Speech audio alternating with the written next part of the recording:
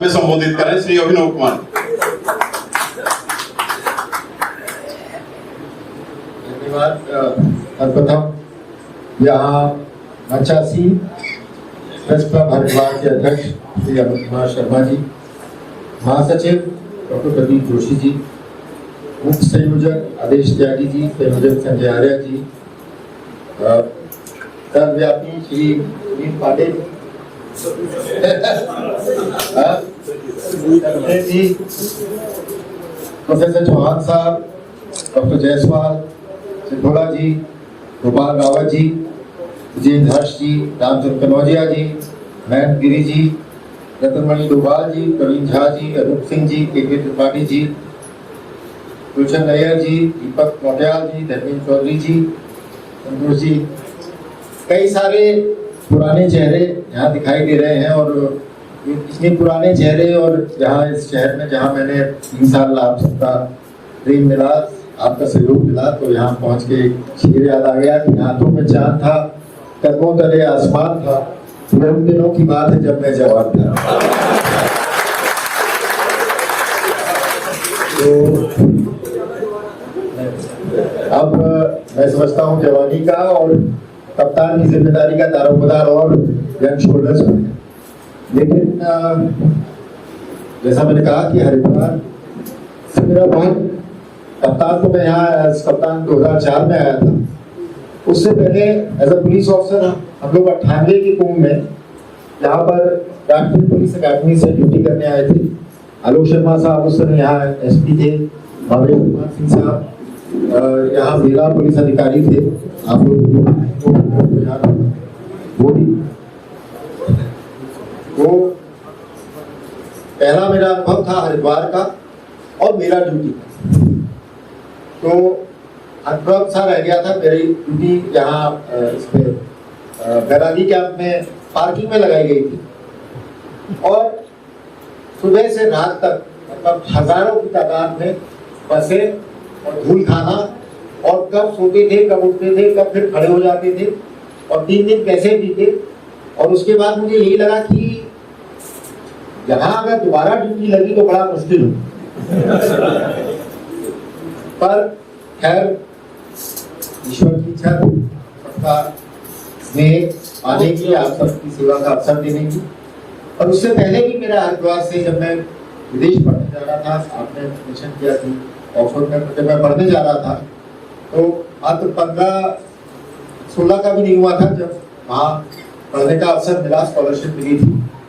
तो अब उत्तर भारत के मध्यम वर्गीय परिवार के लिए जिसका कि कोई भी व्यक्ति उससे पहले विदेश ना गया हो, तो उसके लिए एक बड़ा कठिन असमंजस भरा निर्णय था। तो क्योंकि मेरे दादाजी उस समय तक गुजर गए थे, तो नाना जी की अध्यक्षता में एक तरह से घर की पंचायत, सारे रिश्तेदार सब लोग आए और लगभग सभी ने अपनी आशंका व्यक्त की कि नहीं बहुत कम उम्र में जा रहा है और वहां जाएगा तो बिगड़ जाएगा या हम वापस नहीं आएगा, ये है वो है। खैर सबने अपने विचार व्यक्त किया। मैं सुन के उनकी बातें सुन के मेरा मन और थोड़ा सा उदास होने लगा। क्या हो रहा है?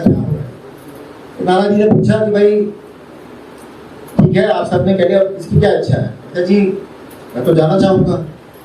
बोला अच्छा जाना चाहते हो तो चलो, लेकिन मेरी एक शर्त है, तुम्हें मेरे साथ हरिद्वार चलना हो। तो ये बात है अगस्त 89 की।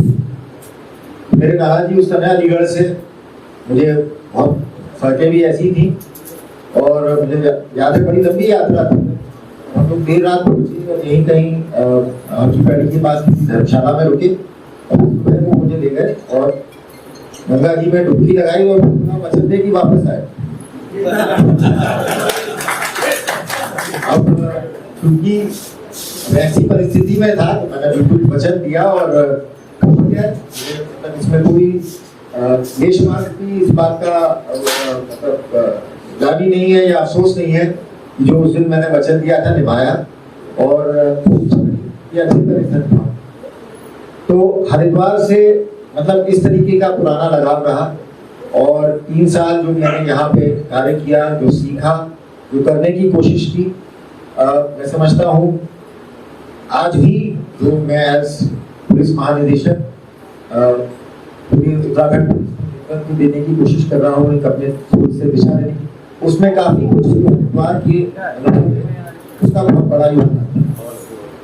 और मुझे याद है जब मैं हरिद्वार आया था तो उस समय यहाँ हरिद्वार बचाओ आंदोलन चल रहा था। आप पुराने लोगों को शायद याद हो, उस समय पता नहीं क्या एकदम से यहाँ एक ऐसी भावना सी भड़क गई थी कि हरिद्वार तो उत्तराखंड का अंग नहीं है और यहाँ कुछ अलग यहाँ की संस्कृति है, यहाँ की सोच है।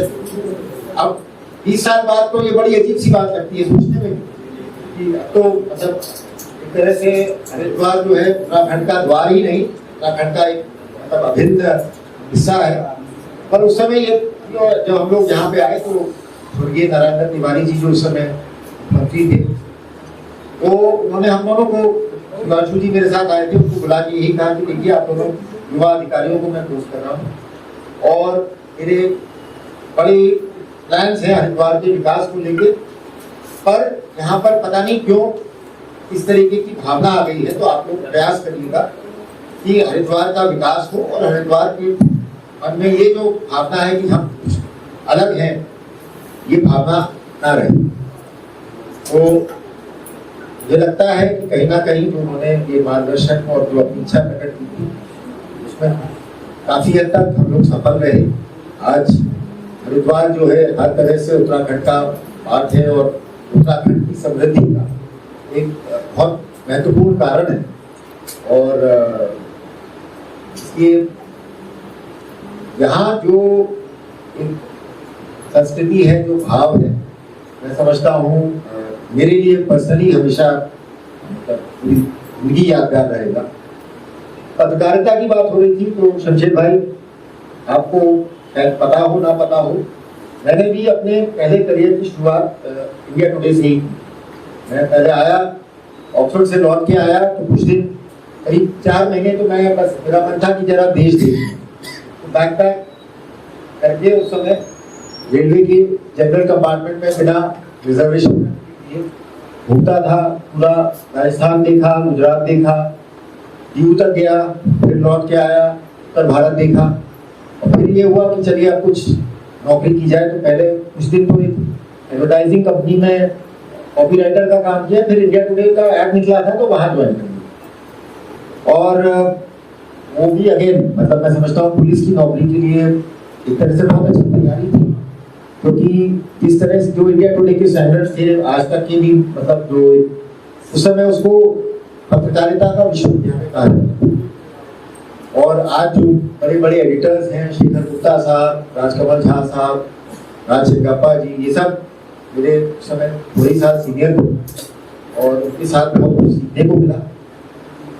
जब मेरा यूपीएससी में सिलेक्शन हुआ तो जैसे उसमें परंपरा 2 महीने का नोटिस देना होता इंडिया टुडे, मैंने नोटिस दिया। तो उस समय जो हमारे एडिटर थे इंद्रजीत बदवार साहब, बदायूं के रहने वाले, और अगेन अंग्रेजी भाषा के मतलब कमाल के लेखक, तो उसके पास जब गया तो उन्होंने, अच्छा उससे कुछ ही दिन पहले उन्होंने मुझे कंफर्म किया था। पहले मैं कॉपी डेस्क पे था, फिर 1 साल में ही उन्होंने मुझे रिपोर्टर बना दिया था। और उस दौरान बल्कि मुझे 4-5 बायलाइन भी, मतलब बिल्कुल कम होता था कि पहले साल की नौकरी में बायलाइन लिखने को मिले, लेकिन बायलाइन भी लिखने को मिली थी।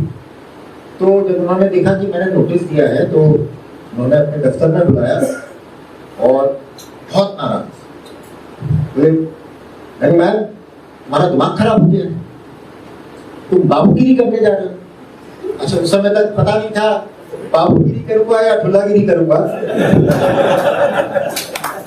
तो मैंने कहा साहब परिवार की भी इच्छा है थोड़ा कि भाई ऑक्सफोर्ड से पढ़ के आए हो तो थोड़ा आओ और कुछ इसमें थोड़ी सी, नहीं क्यों जाना चाहती, क्या कमी है तुम्हें यहाँ। अच्छा आप सोचिए उस जमाने में मुझे इंडिया टुडे में मतलब कंफर्मेशन के बाद 16,000 रुपए मिलते थे 1996 में। बहुत मतलब अच्छी, मतलब काफी राजा की तरह से रहते थे हम लोग दिल्ली में। हाँ मोटरसाइकिल का और बाकी दारू सिगरेट सबका खर्चा निकल आता था।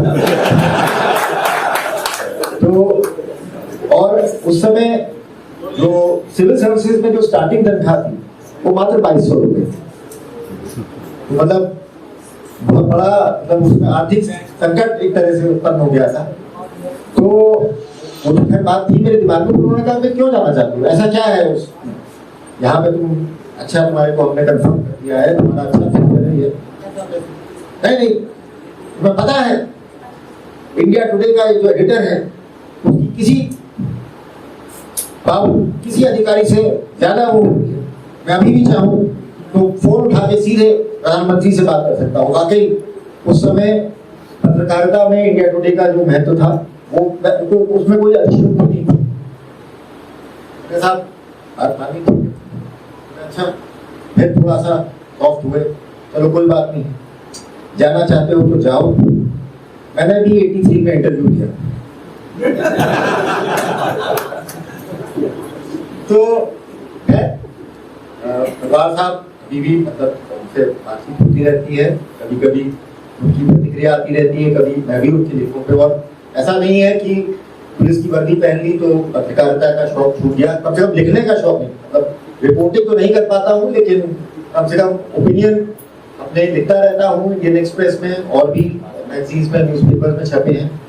कभी कभार इनकी वजह से थोड़ी बहुत आलोचना और मतलब प्रतिक्रिया का भी सामना करना पड़ता है, कोई बात नहीं, ये भी वो।